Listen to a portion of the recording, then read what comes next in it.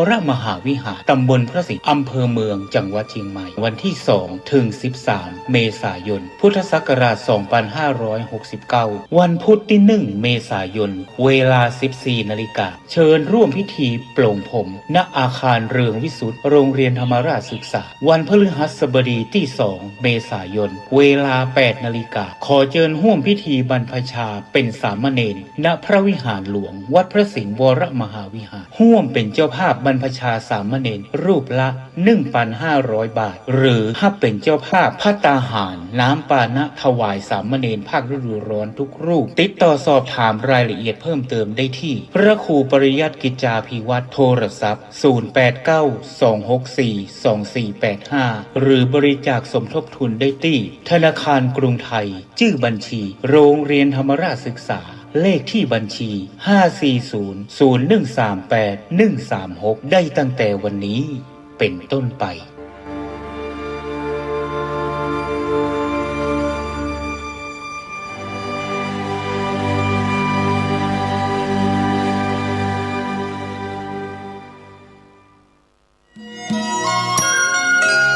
ข่าวสารประการประชาสัมพันธ์ขอเชิญร่วมงานบุญมุทิตาจิตอายุวัฒนมงคลพระครูวินัยธรนันทวัฒน์อิสระยาโนผู้ช่วยเจ้าวาดวัดดอนตันอำเภอแม่ริมจังหวัดเชียงใหม่ฉลองสมโภชครบรอบวัดดอนตัน288 ปีรับเป็นเจ้าภาพโรงทานเจ้าภาพจตุปัจจัยทายธรรมถวายสังฆทานรวมไปถึงถวายโรงศพติดต่อสอบถามได้ณวัดดอนตันตำบลเมืองแก้วอำเภอแม่ริมจังหวัดเชียงใหม่วันเสาร์ที่9พฤษภาคม2569ได้บุญได้กุศลได้ความดีโดยทั่วหน้ากันขอความนอบน้อมจงมีแด่พระรัตนตรัยเจ้าสามประการพระรัตนตรัยองค์ที่หนึ่งคือพระพุทธเจ้าพระรัตนตรัยองค์ที่สองคือพระธรรมเจ้าพระรัตนตรัยองค์ที่สามคือพระอริยสังฆเจ้าข้าพระพุทธเจ้าขอเคารพนบนอบกราบไหว้แตบไตรไวสาคุณพระรัตนตรัยเจ้าถึงสามประการโดยความเคารพสักการะเป็นอย่างยิ่งขอถวายความเคารพพระมหาเถรานุเถระเจ้าคณะพระสังฆาธิการครูบาอาจารย์ตลอดถึงพระภิกษุหนุ่มสามเณรน้อยจุตนจุองค์ขอเจริญพรศรัทธาญาติโยมนักศีลนักบุญผู้ที่กำลังรับฟังรายการทุกท่านต่อจากนี้ไปอาตมาภาพพระครูปริยัติกิจจาภิวัตรสำนักวัดพระสิงห์อำเภอเมืองจังหวัดเชียงใหม่ก็จะได้น้อมนำเอาสาระธรรมคติธรรมชาดกธรรมในต่างพระพุทธศาสนามามอบเป็นธรรมบรรณาการอาหารใจคือกับท่านสาธุชนได้พินิจพิจารณาถึงเนื้อหาสาระธรรมคติธรรมชาดกธรรมเหล่านั้นเพื่อที่จะก่อคือเกิดปัญญาปารมีเกิดความรู้ความเข้าใจเกิดแสงสว่างขึ้นในจิตในใจของท่านผู้ฟังบ่นักก็น้อยเมื่อได้มีความรู้ความเข้าใจแล้วก็จะได้น้อมนำไปประพฤติปฏิบัติก็จะก่อให้เกิดความสุขซึ่งเป็นความสุขตึงตังกายแล้วก็เป็นความสุขตึงตังใจอันเกิดจากการประพฤติปฏิบัติในพระธรรมคำสอนขององค์สมเด็จพระสัมมาสัมพุทธเจ้าก่อนอื่นก็ขออนุโมทนาในส่วนของทางคลื่นสถานีวิทยุคลื่นพระพุทธศาสนาเจ้าหน้าที่ทุกฝ่ายทุกแผนกและท่านผู้อำนวยการสถานีวิทยุ ที่ได้ให้โอกาสให้เวลา น้ำเสียงเรียงนามของผู้จัดรายการได้ผ่านคลื่นออกไปถึงศรัทธาประชาชนผู้ที่กำลังรับฟังรายการอยู่ก็นับว่าเป็นบุญเป็นกุศลเพราะการเทศนาพระธรรมคำสอนก็ดีการฟังพระธรรมเทศนาคำสอนก็ดีเป็นบุญเป็นกุศลอย่างหนึ่งในต่างพระพุทธศาสนาธรรมสวนาไมยบุญสำเร็จด้วยการฟังธรรมเทศนาไมยบุญสำเร็จด้วยการเทศนาเพราะฉะนั้นผู้ฟังก็ได้บุญคนเทศก็ได้บุญคนอู้ก็ได้บุญก็ถือว่าเป็นมหาบุญมหากุศลเพราะฉะนั้นก็ผู้ที่มีส่วนในการนำเสียงเรียงนามของผู้จัดรายการก็คือตั้งขึ้นสถานีวิทยุขึ้นพระพุทธศาสนาแห่งนี้ก็นับว่าเป็นสะพานบุญที่ยิ่งใหญ่เป็นสะพานบุญที่แข็งแกร่งเป็นสะพานบุญที่มีความปลอดภัยและก็เป็นสะพานบุญที่ก่อให้เกิดประโยชน์ต่อสังคมประเทศชาติก็นับว่าเป็นสิ่งที่น่าอนุโมทนา ท่านสาธุชนทั้งหลายในพิธีกรรมทางศาสนาเราเรียกว่าศาสนาพิธีทุกสิ่งทุกอย่างบ่ว่าจะเป็นงานมงคลหรืออวมงคลหลังจากที่ท่านทั้งหลายจะประกอบกิจทางศาสนาอื่นใด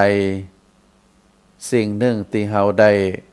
กระทำได้ประพฤติปฏิบัติกันก็คือนอกจากจะมีการบูชาพระรัตนตรัยโดยดอกไม้ธูปเทียนแล้วเราก็จะมีการสมาทานศีลการสมาทานศีลนั่นก็จะเป็นอันดับที่สองจากการกล่าวคำถวายกล่าวคำบูชาพระรัตนตรัยซึ่งเป็นสิ่งที่เราเคารพสักการะสูงสุดก็คือพระพุทธพระธรรมพระสงฆ์สามสิ่งสามประการนี้เราเรียกว่าเป็นพระรัตนตรัยแก้วอันมีค่าแก้วที่ควรเคารพบูชาส่วนอันดับที่สองก็คือการสมาทานเบญจศีลเพราะฉะนั้นในวันนี้ก็อยากจะอัญเชิญคำสอนขององค์สมเด็จพระสัมมาสัมพุทธเจ้าเกี่ยวกับศีลมากล่าวมาเทศนามาแสดงมาชี้แจงเพื่อท่านสาธุชนได้พินิจพิจารณาดูว่าเพราะอันหยังองค์สมเด็จพระสัมมาสัมพุทธเจ้าจึงได้ยกย่องเชิดชูว่าศีลนั้นเป็นพื้นฐานแห่งความดีศีลนั้นเป็นสิ่งที่นำมาซึ่งความสุขของมนุษย์จะเกิดขึ้นได้ก็เพราะว่ามีศีลแล้วก็โภคทรัพย์ทั้งหลายบ่ว่าเป็นโภคทรัพย์ภายนอกโภคทรัพย์ภายในจะเกิดขึ้นได้ก็เพราะว่าศีลชื่อเสียงเกียรติคุณของคนทั้งหลายมีผู้กราบมีผู้ไหว้ก็เพราะว่าศีลอย่างเช่นครูบาเจ้าศรีวิจัยนักบุญแห่งล้านนาครูบาศีลธรรมที่คนกราบคนไหว้ก็เพราะว่าศีลความแกล้วกล้าอาจหาญของบุคคลใดบุคคลหนึ่งที่แกล้วกล้าอาจหาญในที่ชุมชนในที่ประชาชนเกิดขึ้นได้ก็เพราะว่าศีลแม้แต่ใกล้จะตายย่อมมีสติปัญญาคนที่มีสติปัญญาบ่หลงตายบุคคลนั้นที่มีสติสัมปชัญญะก็เพราะว่าเป็นคนมีศีล คนที่บ่มีศีลนั้นก็จะขาดสติขาดสัมปชัญญะบางทีก็หลงตายแต่คนมีศีลนั้นจะบ่หลงตายเพราะมีความสงบมีสติสัมปชัญญะมีศีลเป็นพื้นฐานและก็ประการสุดท้ายอานิสงส์ของการรักษาศีลก็คือเมื่อตายไปแล้วศีลนั้นย่อมนำจิตดวงวิญญาณของผู้ตายไปสู่สุคติแต่ถ้าผู้หนึ่งผู้ใดเป็นคนไร้ศีลไร้ธรรมเมื่อตายไปแล้วจิตดวงวิญญาณนั้นก็จะถูกนำไปสู่ทุกขติคือไปเกิดในภพภูมิที่บดีภพภูมิที่ได้รับการทรมานอันนี้เป็นอานิสงส์ของศีลถ้าหากจะถามว่า ศีลนั้นคืออะไรยังเฮาก็ต้องตอบว่าศีลนั้นเป็นผู้คนที่มีศีลนั้นก็คือผู้ที่มีความประพฤติดีเป็นผู้ที่มีความประพฤติดีตึงหมดบอกว่าจะเป็นความประพฤติตึงทางกายตึงทางวาจาแล้วก็ระบบความคิด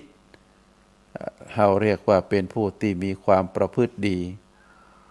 ความประพฤติดีเป็นสิ่งสำคัญอย่างยิ่งของมวลมนุษย์เราเปิ้นเปรียบเหมือนกับต้นไม้นั้นจะเจริญเติบโตได้ต้นไม้นั้นจะมีความมั่นคงบักก้นบาบเอียงมีการผลิดอกออกผลมีใบหนามีความเจริญแข็งแรงสิ่งสำคัญนั้นก็คือรากไม้เป็นสิ่งสำคัญที่สุดศีลความประพฤติดีของคนทั้งหลายก็ถือว่าเป็นสิ่งสำคัญยิ่งของคนเฮาแม้จะมีความรู้ดีรูปร่างหน้าตาดีฐานะดีอย่างใดก็แล้วแต่ถ้าความประพฤติเสียความประพฤติที่บ่ดีก็หมดค่าความรู้และรูปร่างหน้าตาก็เป็นสิ่งที่ประจานตัวเก่าคือบ่เป็นการส่งเสริมให้มีความสง่าราศีเพราะฉะนั้นความประพฤติที่ดีงามความรู้จักควบคุมจิตใจของตัวเองคืออยู่ในความประพฤติดีประพฤติงามเป็นสิ่งที่มีความจำเป็นอย่างยิ่งเฮาจะหันว่าการที่พระพุทธองค์ได้ปรับปรุงวิธีการสอนได้นำศีลมาให้เจ้าพุทธคือพุทธบริษัทได้รู้ได้เข้าใจแล้วเป็นเครื่องประพฤติในชีวิตประจำวันนั้นพระพุทธองค์ได้หันว่าการทำความดีการบูชาผู้ที่เคารพนับถือโดยการฆ่าสัตว์บูชาสัตว์บูชายันเอาคนมาฆ่าเอาสัตว์มาฆ่ายิ่งนักเจ้าใดก็จะยิ่งทำให้พระเจ้าที่ตนเองนับถือนั้นมีความโปรดปรานมีความเรียกว่านำความดีนำปอนอันประเสริฐมาสู่ผู้ที่บูชายันซึ่งในสมัยก่อนศาสนาพราหมณ์เปิ้นจะทำจะนั้นแต่พระพุทธองค์ได้ปฏิรูปได้ปรับปรุงการกระทำของคนในสมัยนั้นคืองดเว้นคืองดเว้นการประกอบคุณงามความดีด้วยการเอาชีวิตของสัตว์อื่นเอาชีวิตของคนอื่นมาเป็นเครื่องสังเวยมาเป็นเครื่องบูชาเพื่อที่ตัวเองจะได้รับพรที่ดีพระพุทธองค์ปฏิเสธในเรื่องเหล่านี้แล้วพระพุทธองค์ก็สอนคือฆราวาสญาติโยมพุทธบริษัท ได้เข้าใจว่าคนที่มีศีลดีมีธรรมงามมีจิตใจดีก็จะต้องงดเว้นในการเบียดเบียนคนอื่นในการเบียดเบียนสัตว์อื่นในการทรมานฆ่าสัตว์อื่นคนอื่นคือได้รับความยากได้รับความลำบากก็คือมา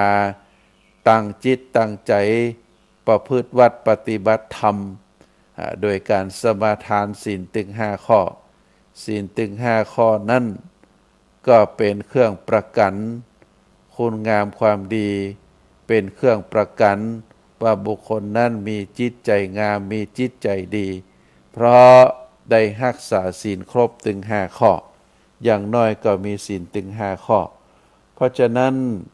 บุคคลที่มีคุณธรรมดีมีศีลดีมีจิตใจดีไผจะเข้าใจก็เข้าใกล้ก็รู้สึกว่าเป็นบุคคลที่เยือกเย็นมีสัมผัสดีก็คบเข้าแล้วก็บ่เดือดร้อนใกล้เข้าไปใกล้แล้วก็ได้รับความร่มเย็นบ่ระคายบ่ก่อเกิดความยุ่งเหยิงทางด้านจิตใจถ้ามีปัญหาอะไรอย่างขึ้นมา ก็สะสางตัวเองได้บ่ไปก่อความเดือดร้อนให้คนอื่นเรียกว่าเหมือนกับผ้าที่เฮาสวมใส่ความเป็นผ้าที่เนื้อนุ่มห่มสบายมีสัมผัสดีในหมู่ฆราวาสญาติโยมคนที่มีศีลธรรมก็จะเป็นคนบ่มีความเดือดร้อนใจในกรรมชั่วของตัวเองเมื่อเป็นผู้ใหญ่ผู้น้อยก็ย่อมเคารพได้รับความสะดวกใจก็ได้แสดงความเคารพด้วยความเต็มใจยกมือไหว้ก็ด้วยความเต็มใจเป็นคนที่ได้รับการยกย่องที่ได้เข้าไปไหว้ประกราบไปแสดงความเคารพคารวะก็เพื่อที่ตัวเองจะได้เป็นความดีเป็นความเจริญรุ่งเรืองก็เพราะว่าบุคคลนั้นเป็นคนดีเป็นคนที่มีความเจริญรุ่งเรืองบัดต่ำซามเพราะฉะนั้นท่านสาธุชนทั้งหลายการที่เฮาได้สมาทานศีลรักษาศีลก็โดยจุดใจความก็คือต้องการตัวนั้นให้เป็นคนดีตนตัวเฮานั้นเป็นคนดีการได้คบการได้ประพฤติปฏิบัติในศีลอย่างน้อย5 ข้อนั้นศีลนั้นถือว่าเป็นมิตรที่ดีเป็นมิตรที่ถือว่าเฮาเอาเข้ามาอยู่ในจิตในใจของเฮาเอาเข้ามาอยู่ในกับตัวกับตนของเฮาก็ถือว่าเป็นมิตรที่ดีเป็นสิ่งที่ดีทำให้เฮานั้นได้พัฒนาตัวเองคือมีความสูงขึ้นทางด้านคุณธรรมข้อนี้ถ้าเฮาสังเกตในการเปรียบเทียบกับบุคคลที่เข้ามาสู่ชีวิตของเฮาอาการที่บุคคลคนหนึ่งอาจจะเป็นสามีภรรยาอาจจะเป็นเพื่อนที่เรียนสถาบันการศึกษาด้วยกันได้คบหาสมาคมกันเฮาก็จะหันว่าบุคคลที่เข้ามาสู่หาเฮาในฐานะที่เป็นมิตรนั้นมีอยู่2 ประเภทก็คือคนดีกับคนบ่ดีการที่เฮาได้คบกับคนดีหรือคนบ่ดีนั้นก็บ่มีเครื่องหมายมันมีเครื่องหมายคือฮู้ว่าเป็นคนดีหรือคนบ่ดีแต่เฮาก็จะฮู้ได้โดยการได้ไปสัมผัสว่าคนนี้เป็นคนลักษณะแบบใดการมีการคบคนเฮานั้นเปิ้นบอกว่าบางทีก็เป็นคนดีคนบางคนนั่นก็เป็นคนดี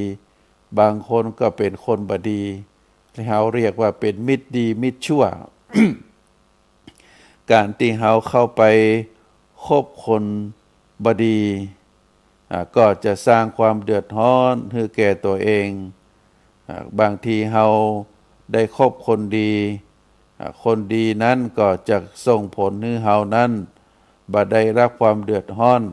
ได้สร้างความสุขความร่มเย็นความอยู่เย็นเป็นสุขคือกับตัวเฮาเรียกว่าสร้างร่มเย็นคือกับตัวเฮาเองก็เหมือนเดียวกันศรัทธาญาติโยมการที่เฮาไ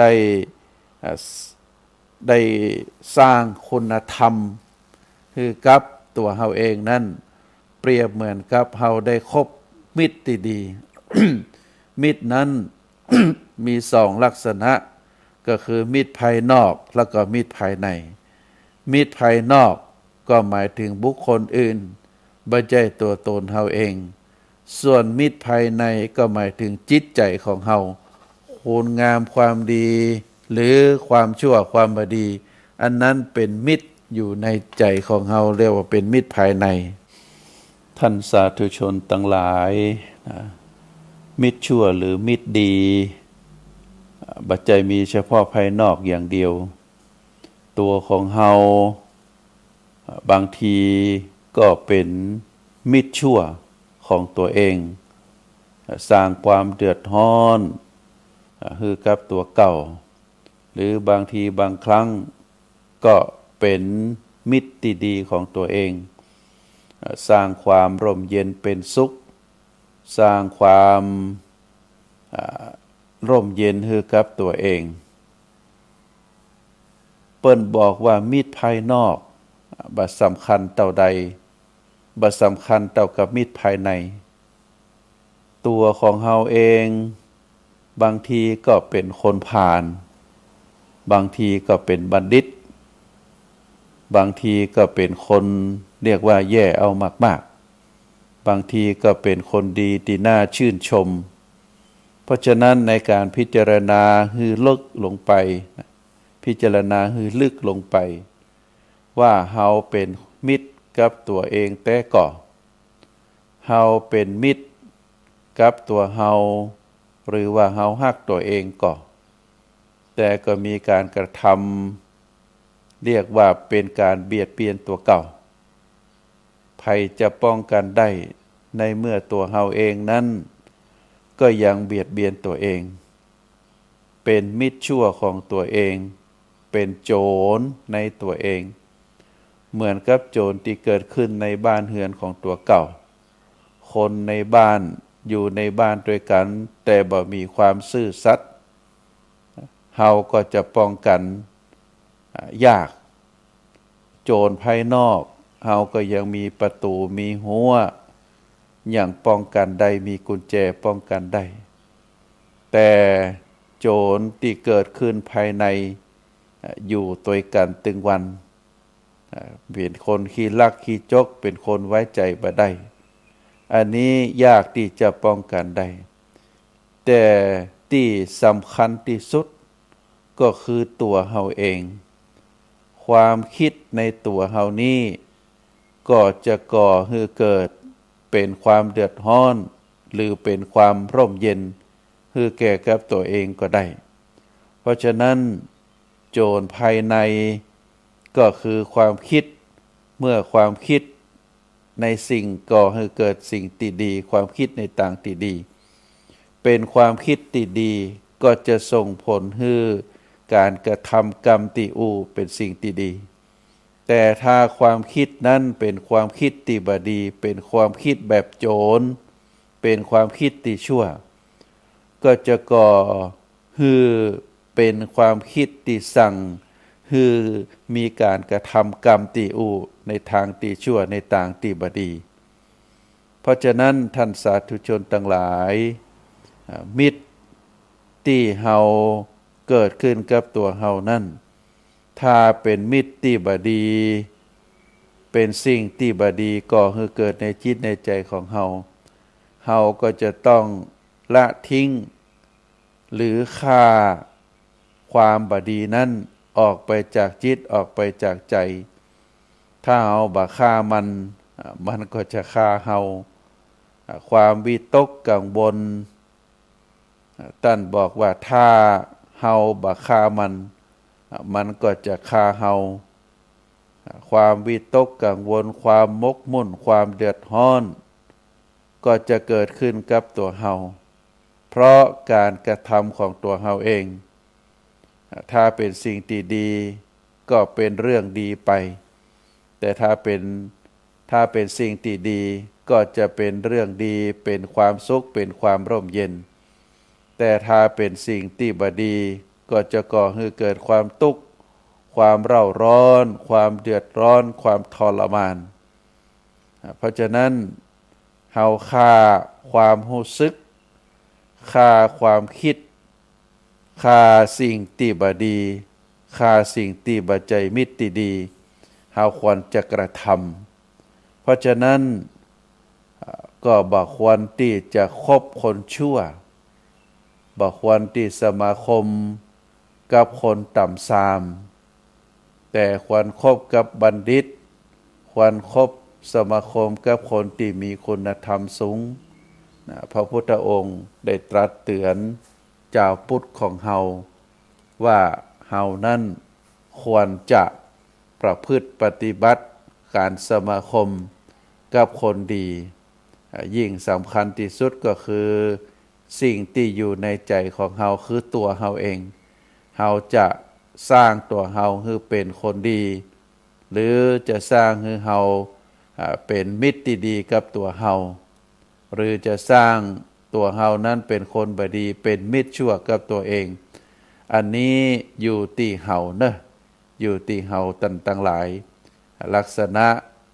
มิตรที่ว่าเป็นมิตรภายนอกมิตรภายในเฮาก็จะต้องพิจารณาถึงตัวเฮาว่าเฮาจะเป็นคนลักษณะแบบใดสร้างมิตรบ่ว่าจะเป็นมิตรภายนอกมิตรภายในโดยเฉพาะความนึกคิดภายในของเฮาอย่างความโลภความโกรธความหลงความอิจฉาริษยาความพยาบาทกิเลสทั้งหลายพระพุทธเจ้าตรัสว่าเป็นศัตรูภายในเป็นข้าศึกภายในเป็นโจรภายในเป็นคนเลวภายในก็สามารถที่จะทำอันตรายให้กับบุคคลได้นักกว่าข้าศึกภายนอกมิตรภายนอกศัตรูภายนอกก็มีโอกาสที่จะป้องกันได้แต่ศัตรูภายในมิตรชั่วภายในพาคนพาลภายในที่อยู่ในจิตในใจของเฮาอันได้แก่ความโลภความโกรธความหลงความอิจฉาริษยาความพยาบาทอันนี้เป็นสิ่งที่อันตรายที่สุดนะเพราะฉะนั้นก็ฝากให้ศรัทธาญาติโยมได้พินิจพิจารณากันท่านสาธุชนทั้งหลายองค์สมเด็จพระสัมมาสัมพุทธเจ้าพระพุทธองค์ได้ตรัสเตือนคือเจ้าพุทธของเฮาว่าเมื่อคบคนที่บ่ดีเฮาก็บ่ดีไปตัวเมื่อคบคนเสมอกันก็บ่เสื่อมเฮาก็บ่เสื่อมจากความดีคบคนที่สูงก็ย่อมจะสูงขึ้นไปตัวหมายถึงทางด้านคุณธรรมคนถ้าเฮาคบคนที่บ่ดีกว่าเฮาบ่มีศีลบ่มีธรรม เฮาก็จะเป็นคนบ่มีศีลบ่มีธรรมไปตัวถ้าคบคนเสมอกันก็หมายถึงคนที่เป็นคนดี คนที่มีคุณธรรมเสมอกันเฮาก็จะมีคุณธรรมจะบ่เสื่อมจากคุณธรรม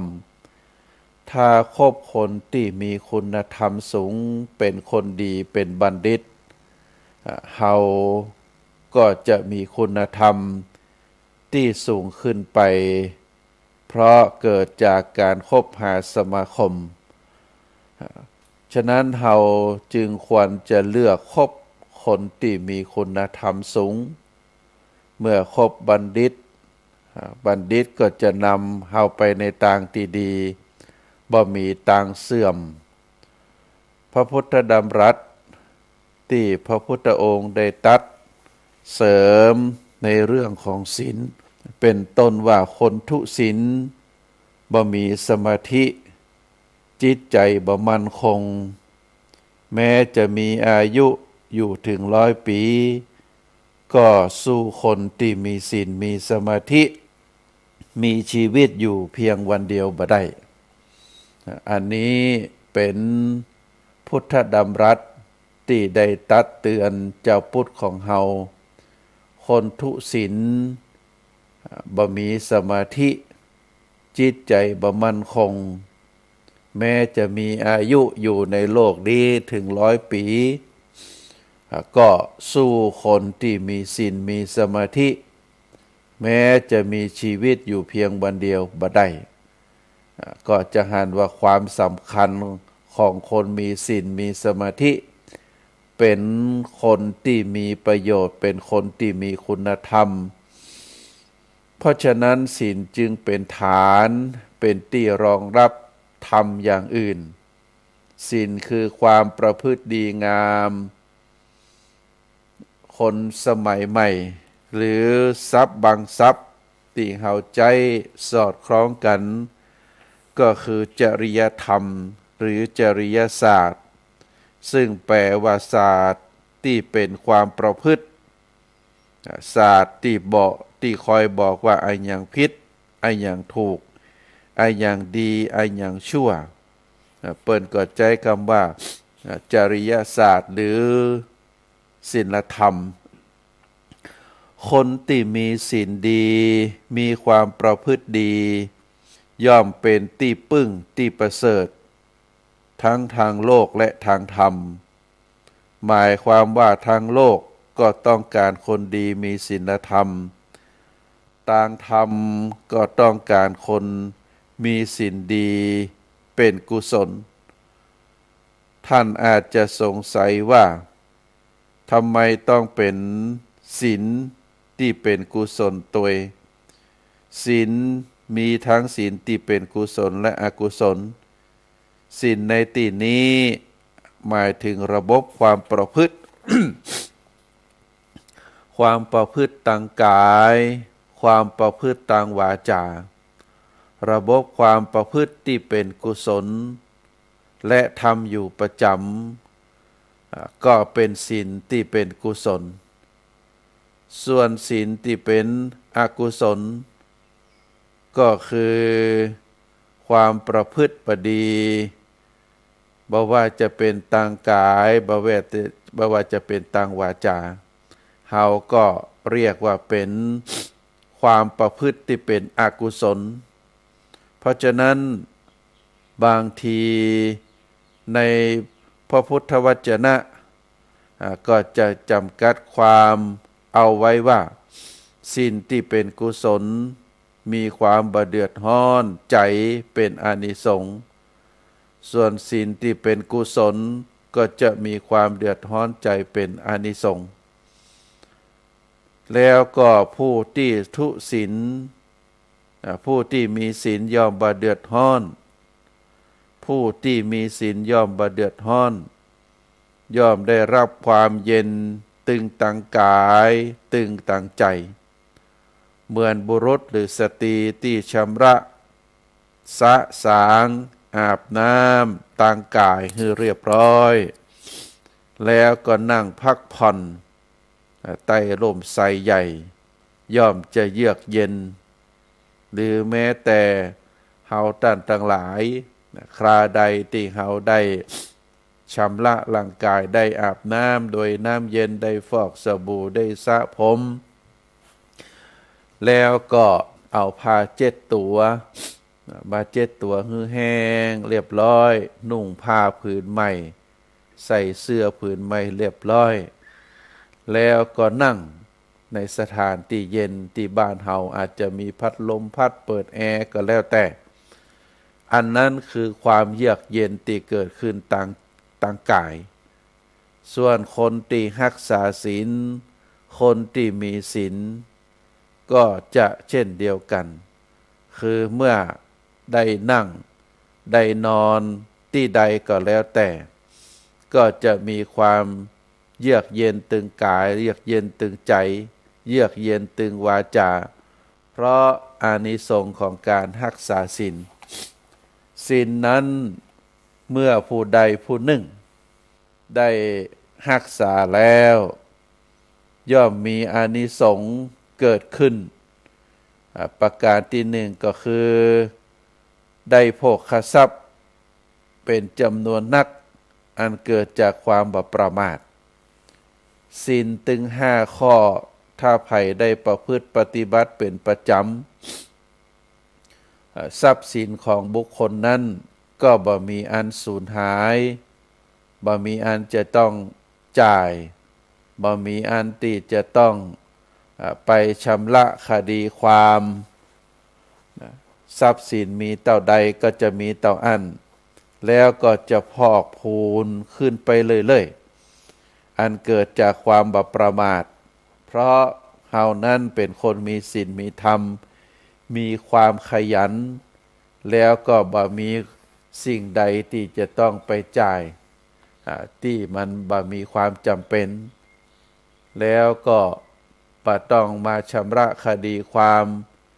อันเกิดจากความผิดพลาดการบ่มีศีลของเฮาบุคคลนั้นก็จะมีโภคทรัพย์เป็นจำนวนนักเกิดขึ้นชื่อเสียงเกียรติคุณความดีงามก็จะเกิดขึ้นกับบุคคลนั้นกลิ่นศีลกลิ่นธรรมเป็นกลิ่นที่หอมชื่อเสียงที่ดีชื่อเสียงของคนดีของผมของบัณฑิตของผู้ที่มีความรู้ก็จะย่อมขจรขจายไปความแกล้วกล้าความอาถรรพ์ก็จะบังเกิดขึ้นแก่ผู้นั้นบ่ว่าจะอยู่ในสังคมใดอยู่ในชุมชนใดอยู่ในชุมนุมไหนก็บ่มีความกลัวบ่มีความอายบ่กลัวคนอื่นจะว่าฮื้อเพราะตัวเองนั้นเป็นคนมีศีลแม้แต่ใกล้จะตายก็จะมีสติมีสัมปชัญญะบรรลงตายคำว่าบรรลงตายก็คือตายด้วยความสงบตายด้วยความมีสติสัมปชัญญะสำหรับคนที่บ่มีศีลนั้นก็จะเกิดความเรียกว่าความทุรนทุรายความกระวนกระวายเปิ้นบอกว่าจิตของคนเฮานั้นถ้าเป็นคนมีศีลมีธรรมก็จะมีสติมีปัญญาได้รำลึกถึงคุณงามความดีได้นึกถึงบุญกุศลที่ตัวเองได้กระทำบำเพ็ญมาโดยตลอดบางทีก็เกิดนิมิตหมายนิมิตหมายเป็นสวรรค์เป็นปราสาทเป็นราชวังเป็นสถานที่มีความร่มเย็นมีต้นไม้ดอกไม้ปรากฏฮือได้หันแล้วก็จะเป็นคนที่มีสติมีสัมปชัญญะหน้าตาแจ่มใสแล้วก็ไปเรียกว่าหมดลมหายใจไปบัดทุรนทุรายส่วนคนที่บ่มีศีลบ่มีธรรมก็จะมีภาพหรือมีสิ่งที่ปรากฏฮือหันด้วยความกลัวด้วยความหวาดระแวงด้วยความหวาดระแวงก็จะปรากฏเป็นดวงไฟเป็นเปลวไฟฮ้อนเป็นถ้ำมืดมองบ่หันเป็นน้ำขุ่นสายน้ำแรงกล้าหรือก็มีสัตว์ร้ายเสือสิงเข้ามาหาจะกัดจะทำร้ายหรือบางทีก็ปรากฏ เป็นความแห้งแล้ง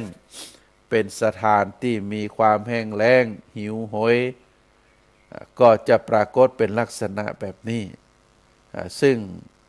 บางทีผู้ที่มีความชั่วความบดีทั้งหลาย ภาพเก่าๆเช่นฆ่าสัตว์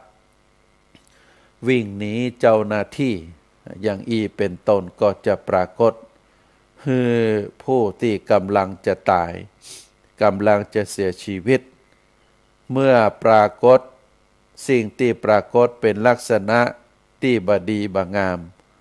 ความทุรนทุรายความกลัวความหวาดกลัวความต่อสู้ก็จะปรากฏคือบุคคลนั้นก็จะมีความทุรนทุรายเพราะฉะนั้นท่านสาธุชนทั้งหลายเมื่อถึงเวลาจุติจิตได้เคลื่อนออกจากร่างกายไปปฏิสนธิจิตก็จะปรากฏขึ้นเมื่อเฮาเป็นคนมีศีลมีสมาธิได้ประกอบบุญประกอบกุศลมาโดยตลอดก็จะสุขติภพก็จะปรากฏคือกับบุคคลนั้นก็จะนำไปดวงจิตดวงนั้นก็จะไปนำไปสู่สุขติภพส่วนดวงจิต ที่เต็มไปด้วยทุรนทุรายความหวาดระแวงความกลัวเกิดเปลวไฟเกิดน้ำร้อนเดือดเกิดความแห้งสถานที่แห้งแล้งความกลัวสิ่งสารสัตว์ได้เข้ามาทำร้ายก็จะนำพาจุติจิตดวงนั้นไปปฏิสนธิในทุกขติภูมิอันนี้เป็นอานิสงส์ของศีลนะศรัทธาญาติโยมทั้งหลายเพราะฉะนั้นก็ขอเจริญพรให้ศรัทธาญาติโยมพึงได้ฮู้ได้เข้าใจว่าที่พึ่งอันประเสริฐที่สุดของบุคคลในศาสนาพุทธของเฮานั้นก็คือศีลซึ่งยากที่จะกล่าวพรรณนาอานิสงส์หือหมดสิ้นไปแม่น้ำใดๆก็บ่สามารถที่จะชำระมลทินของสัตว์ในโลกนี้ได้แต่บุคคลสามารถชำระมลทินของตนเองได้ก็คือด้วยน้ำคือศีลอันเป็นเครื่องระงับความเร่าร้อนทั้งปวงได้ดีกว่าสิ่งอื่นกลิ่นอันยังจะหอมเสมอด้วยศีลก็บ่มีมันสามารถฟุ้งไปได้ตึงตังเรียกว่าตามลมและก็ทวนลมเป็นบันไดสำหรับก้าวไปสู่สวรรค์และนิพพานก็ถือว่าศีลนั้นเป็นบันไดเป็นบันไดเงินเป็นบันไดทองเป็นบันไดแก้วที่จะนำพาผู้ที่รักษาผู้ที่มีศีลผู้ที่มีจิตใจเต็มไปด้วยศีลโดยธรรมได้ก้าวขึ้นไปสู่สวรรค์และก็นิพพานพระอานนท์พุทธอุปถากได้เข้าไปทูลถามพระพุทธเจ้าว่ากินกลิ่นดอกไม้ย่อมหอมไปได้ตามลมมีกลิ่นอะไรยังที่จะหอมทวนลมได้พระพุทธเจ้าตรัสตอบว่าอานนท์กลิ่นศีลย่อมไปได้ตึงตามลมแล้วก็ทวนลมบุคคลผู้มีศีลก็หอมไปได้ตึงทางตามลมแล้วก็ทวนลมเพราะฉะนั้นธรรมะสำหรับเป็นที่พึ่งที่เฮาท่านทั้งหลายจะต้องลำลึกนึกถึงก็คือศีลสำหรับใจคือเป็นหลักเป็นเกาะเป็นที่พึ่งถือเอาความเป็นผู้ประพฤติดีมีมารยาทงามมีความอ่อนโยนเรียบร้อยมีปกติเป็นคนเว้นสิ่งที่ควรเว้นเป็นสิ่งที่ทำในสิ่งที่ควรทำคืออยู่ในระบบของศีลนั่นเองก็ขอฝากคือศรัทธาญาติโยมได้พินิจพิจารณากันว่าเฮาท่านทั้งหลาย ในฐานะที่เกิดมาพบพระพุทธศาสนาเฮาในฐานะที่ได้สมาทานศีลวันละหลายครั้งบางทีเกิดขึ้นบ่ว่าจะเป็นกิจกรรมต่างบุญต่างกุศลศาสนาพิธีกรรมที่ประกอบขึ้นบ่ว่าจะเป็นพิธีกรรมที่เป็นบุญเป็นกุศลหรือพิธีกรรมที่เป็นอาวะมงคลงานศพงานซากเฮาก็จะหันว่าศาสนาพิธีทุกขั้นตอนนั้นหลังจากที่เฮาได้บูชาพระรัตนตรัยแล้วก็จะมีการสมาทานเบญจศีลที่ต้องสมาทานเบญจศีลนั้นเพื่อเตือนหมู่เฮาเจ้าพุทธได้น้อมรำลึกถึงศีล5 ข้อที่พระพุทธองค์ได้บัญญัติไว้เป็นแนวทางที่ให้เจ้าพุทธเฮาใจเป็นฐานในการประกอบคุณงามความดีอันได้แก่พฤติกรรมที่ได้กระทำพฤติกรรมในกรรมที่อู้วาจาที่กล่าววาจาที่อู้ก็จำเป็นจะต้องอยู่ในพื้นฐานของศีลถึง5 ข้อซึ่งเป็นข้อบัญญัติที่ได้บัญญัติไว้ว่าพุทธศาสนิกชนจะต้องสมาทานศีล5 ข้อเพราะศีลถึง5 ข้อนั้นเป็นฐานของความดีเป็นฐานที่จะนำให้บุคคลนั้นเป็นคนมั่งมีทรัพย์สินเงินทองเป็นฐานที่ให้บุคคลนั้นมีพฤติกรรมที่ประพฤติด้วยความบประมาทเป็นฐานที่ส่งเสริมให้บุคคลนั้นเป็นคนที่มีเกียรติมีศักดิ์ศรีมีเกียรติยศในสังคมอย่างสง่างามเป็นฐานที่ให้บุคคลนั้นเป็นคนเกรียวกล้าเป็นคนอาจหาญบ่ว่าอยู่ในชุมชนอยู่ในชุมนุมอันใดก็จะบักเคอะเขินเพราะความมีศีลมีธรรมของตนเองเป็นฐานคือบุคคลนั้นมีจิตใจที่เต็มไปด้วยความดีความงามยามที่จะสิ้นลมหายใจไปยามที่จิตใจจะเคลื่อนออกจากร่างกายในวาระสุดท้ายของจิตของชีวิตบุคคลนั้นดวงจิตดวงนั้นก็จะเต็มไปด้วยมีสติมีสัมปชัญญะเพราะน้อมลำลึกนึกถึงคุณงามความดีบุญกุศล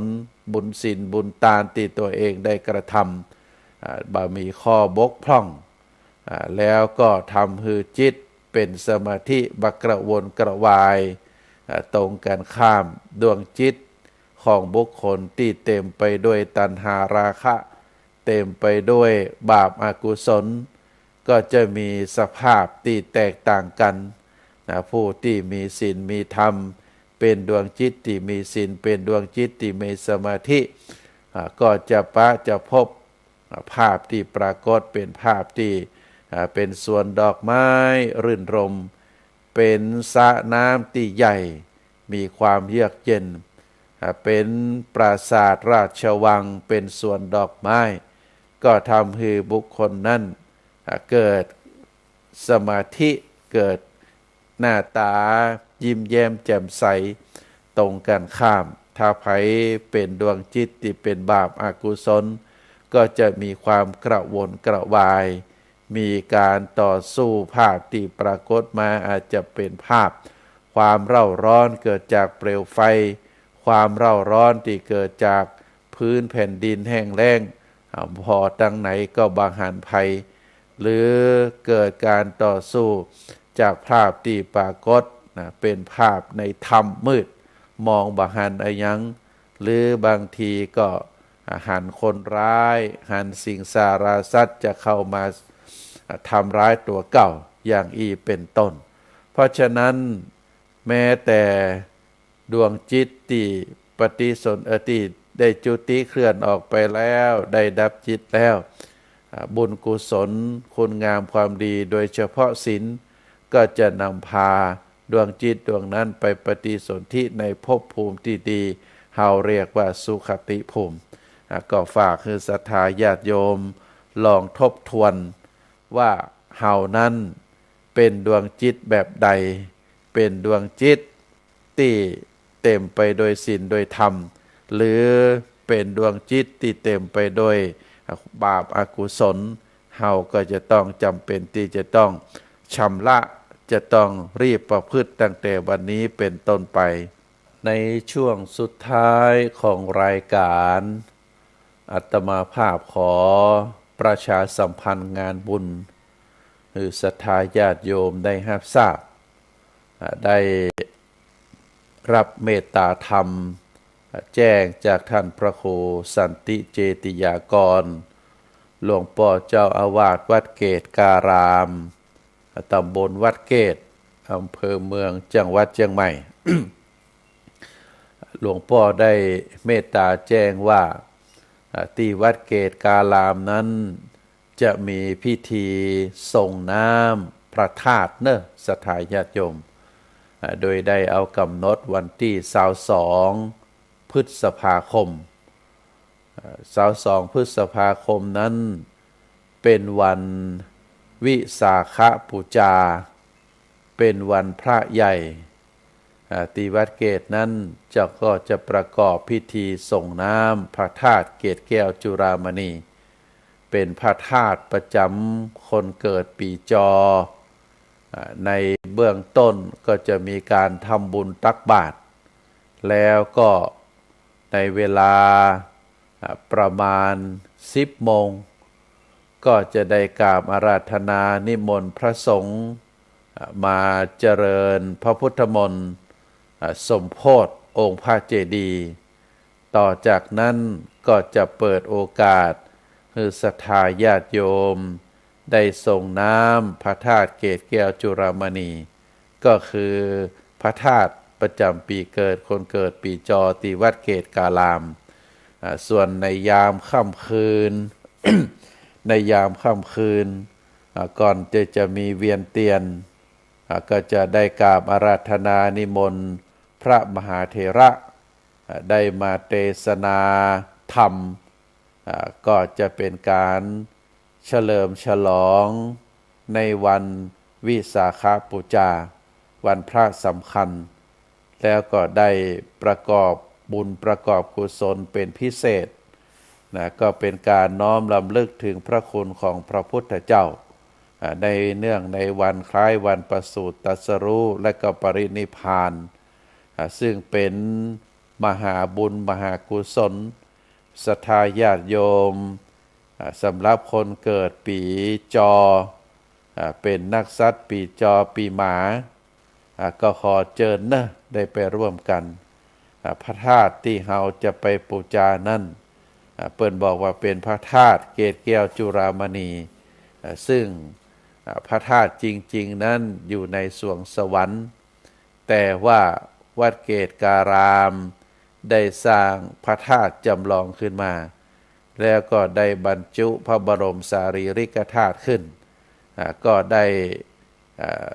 แจ้งเป็นที่ฮู้กันว่า เมื่อพระธาตุองค์จริงอยู่บนสวรรค์เราไปกราบไปไหว้บ่ได้ชื่อของวัดและชื่อของพระธาตุก็สอดคล้องกับ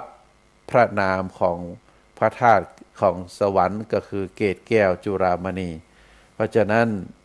ศรัทธาญาติโยมที่เป็นคนเกิดปีจอเปิ้นก็จะไปไหว้ไปสา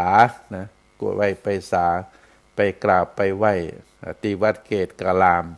วัดเกตการามเป็นวัดเก่าวัดแก่เป็นวัดที่น่าไปกราบไปไหว้มีภูมิทัศน์ร่มรื่นภูมิทัศน์ร่มรื่นภายใต้การนำของหลวงพ่อเจ้าอาวาสท่านพระครูสันติเจติยากรได้นำพระดำเนินได้พัฒนาวัด แล้วก็ได้เมตตาแจ้งมาว่าวันที่22พฤษภาคมนี้ ก็จะเป็นวันพระใหญ่มีการส่งน้ำพระธาตุเพราะฉะนั้นก็ขอบอกปุณให้ศรัทธาญาติโยมนักศีลนักบุญนะใครมีเวลาก็ขอน้อมเจริญพรได้ไปร่วมได้จะไปในช่วงเจ้าที่ได้อาราธนาพระสงฆ์มาเจริญพระพุทธมนต์ก็ได้หรือจะไปในช่วงบ่ายไปส่งน้ำก็ได้ส่งน้ำพระธาตุหรือจะไปตอนแมลงไปเวียนเทียนไปฟังเทศน์ก็เชิญชวนได้ก็ขอเจริญพรให้ศรัทธาญาติโยมได้รับทราบเนอะตอนนี้หมดเวลาแล้วอาตมาภาพขอนำรายการจากท่านสาธุชนไปก่อน ไว้โอกาสหน้าเราได้มาปะกันแฮมขอเจริญพร